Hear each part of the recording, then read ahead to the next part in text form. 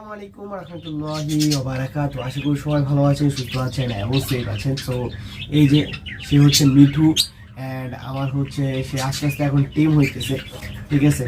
So এখনো পর্যন্ত full time হয় নাই এটা বলতে পারেন, কিন্তু আস্তে আস্তে টিম করার চেষ্টা করতেছি তাকে। আজকের টপিকটা হচ্ছে যে আপনারা আপনাদের কোকাটের পাখিকে এই যে সামার এখন কিন্তু বৈশাখ মাস অলরেডি শুরু হয়ে গেছে। আজকে হচ্ছে 4 তারিখ চলতেছে। যে সামার শুরু হয়েছে এই ইয়াটাতে আপনার যে এখন যে সিচুয়েশনটা ওটাতে আপনি আপনাদের পাখির কীভাবে যে সেভ করতে পারবেন, পাখিকে কীভাবে সুস্থ রাখতে পারবেন ওটা বিষয়ে আজকে হচ্ছে ইনশাল্লাহ কথা বলার চেষ্টা করবো। So let's go and let's see what happen. ঠিক আছে, আগে যদি বলি সেটা হচ্ছে যে ফার্স্ট অফ অল যেটা হচ্ছে সেটা হচ্ছে যে আপনাকে অবশ্যই পাখিকে হচ্ছে সেফ রাখতে হবে। এখন দেখেন অনেকে হচ্ছে কোকাটের পাখিকে হচ্ছে 12/18 অথবা 18/16 এরকম খাঁচিতে রাখেন।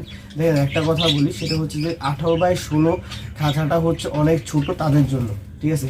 18/16 যে খাঁচাটার কথা বলতেছেন ওই খাঁচাটা হচ্ছে লাভবার্ড পাখির জন্য বেস্ট, ভালো একটা খাঁচি। কিন্তু তাদের ক্ষেত্রেও হচ্ছে যদি ব্রিডিং বক্স দেওয়া লাগে, বাইরের ব্রিডিং বক্স দেওয়া লাগে। কিন্তু কোকাটের পাখি ক্ষেত্রে আর তো বড় 2 ফিট বাই 2 ফিট যদি তাদেরকে খাঁচি দেন এই গরমকালে, তাহলে হচ্ছে সাভারের মধ্যে যদি আপনি 2 ফিট বাই 2 ফিটে হচ্ছে খাঁচি দেন তাদেরকে, তাহলে সবচেয়ে বেস্ট হয়। কারণ হচ্ছে তারা তাদের যে গরমের কারণে তারা যাতে একটু উড়াল দিতে পারে বা একটু ফ্রি হইতে পারে। তাদেরকে যদি ভালো খাঁচা না দেন তাহলে, বা তাদেরকে যদি ফ্রি হইতে না দেন তাহলে কিন্তু তারা ভালো থাকবে না, ঠিক আছে। বিশেষ করে টেম বার্ডের ক্ষেত্রে এই জিনিসটা খুবই ম্যাটার করে, ঠিক আছে।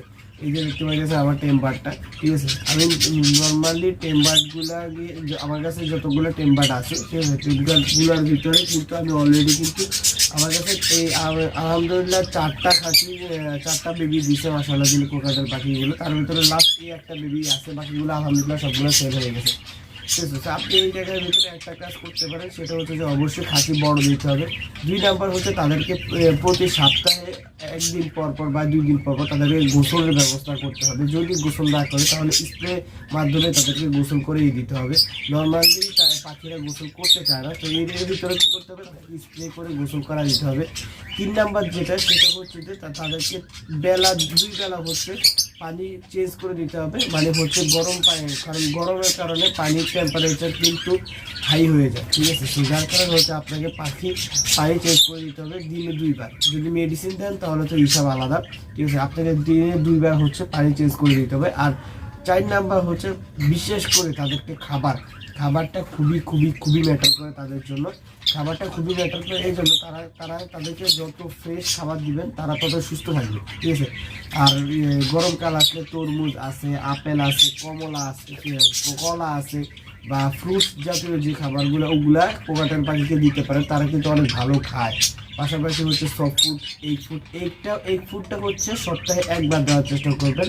আর যদি আপনি গরমকালে তো নর্মালি ব্রিডে দেওয়া ঠিক না কোকাটেল পাখিকে, বাট তার কারণে হচ্ছে তাদেরকে ভেজিটেবল জাতীয় খাবারগুলো সবচেয়ে বেশি দেবেন। যেমন হচ্ছে পেঁপে আছে, কুমড়া আছে, গাজর, তার পরবর্তীতে পুঁই শাক, তার পরবর্তীতে হচ্ছে এই যে গাজর আছে, পুঁই শাক, তারপরে হচ্ছে কলমি শাক, এইসব যে খাবারগুলো এগুলোতে পানির পরিমাণ বেশি থাকে, ঠিক আছে। যার কারণে হচ্ছে তারা যখন খাবে তাহলে তাদের শরীরেও পানির পরিমাণ বেশি থাকবে, তাহলে তাদের স্ট্রোক করার সম্ভাবনাটা কম থাকবে।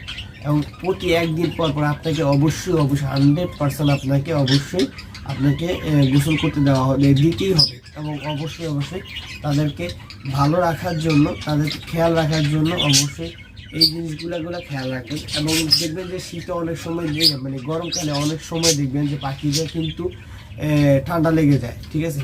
বেশি পানি দিয়ে রাখছেন, তার অনেকেই আছে যারা পানিতে গোসল করে, তো গোসল করার কারণে তাদেরকে কিন্তু গরমকাল লাগে এবং তাদেরকে কিন্তু ঠান্ডা লেগে যায় শরীর। তো ঠান্ডা লাগলে তাদেরকে অবশ্যই তুলসী পাতা খাওয়াইতে পারেন এবং মেডিসিন খাওয়াইতে পারেন, ঠিক আছে।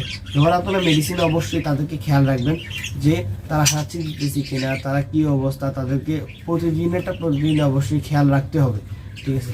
আর তাদের যে কেজের যে ডিস্ট্রিবিউশন, তাদের কেজটা সবসময় উপরে রাখার চেষ্টা করবেন, তাতে তারা কমফোর্টেবল ফিল করে। কারণ হচ্ছে কোকাটেল পাখি সবচেয়ে ভীতু প্রকৃতির একটা পাখি, সবচেয়ে ভীতু করে। আপনি সামনে দিয়েও যদি এরকম যদি দেখে থাকেন, আপনাদের বাসায় যদি কোকাটেল পাখি থাকে তাহলে এই জিনিসটা ফিল করবেন যে আমি সামনে, আপনি যদি আপনার অ্যাভিলিতে অথবা আপনার রুমে যেখানে আপনি পাখি রাখছেন ওইখানে যদি আপনি ঢুকেন, তাহলে দেখবেন যে কোকাটেল পাখিটা লাফ দিয়ে উঠছে। ঠিক আছে, এই জিনিসগুলো এই কারণ হচ্ছে তারা একদমই ছোট জিনিসগুলো থেকেও তারা ভয় পায়। ঠিক আছে, তো আপনি এখন প্রথম অবস্থায় যদি তাদেরকে এরকম তারা যদি এরকম ভয় পাইতে থাকে, তাহলে কিন্তু পরবর্তী তাদের কাছ থেকে ব্রিড নিতে পারবেন না, ইম্পসিবল হয়ে যাবে আপনার জন্য। যতই আপনি মেডিসিন খাওয়ান না কেন, যতই আপনি কোনো কিছু করেন না কেন, আপনাকে অবশ্যই এই জিনিসগুলো খেয়াল রাখতে হবে। এবং তারা যাতে ভালো থাকে, তারা যাতে সুস্থ থাকে, এই জিনিসটা কিন্তু অবশ্যই খেয়াল রাখতে হবে। ঠিক আছে, তাদের জন্য সবচেয়ে বেস্ট হচ্ছে খাবারটা, সেকেন্ডলি হচ্ছে তাদের প্লেস।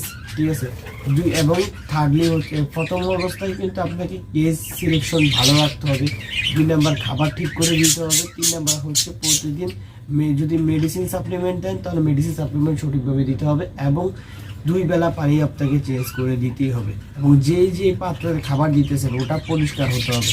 তাহলে ইনশাল্লাহ আপনি পাখির কাছ থেকে যখন তাদের ব্রিডের টাইম হবে, তখন কিন্তু আলহামদুলিল্লাহ অনেক ভালো মাশাআল্লাহ দিলে ব্রিড পাওয়া যায়, এবং ফার্টিলিটি অনেক ভালো পাওয়া যায়। এই জিনিসটা কিন্তু অনেক ম্যাটার করে। ঠিক আছে, তো অবশ্যই এই জিনিসগুলো খেয়াল রাখবেন, ভালো থাকবেন, সুস্থ থাকবেন। এবং যদি আপনার কোনো প্রশ্ন থাকে যে কোকাটেল পাখি সম্পর্কে আরও কোনো কিছু জানতে চান, তাহলে কমেন্ট বক্সে জানাতে পারেন, আমি অ্যান্সার দেওয়ার চেষ্টা করবো। Thank you so much for watching. আল্লাহ হাফিজ।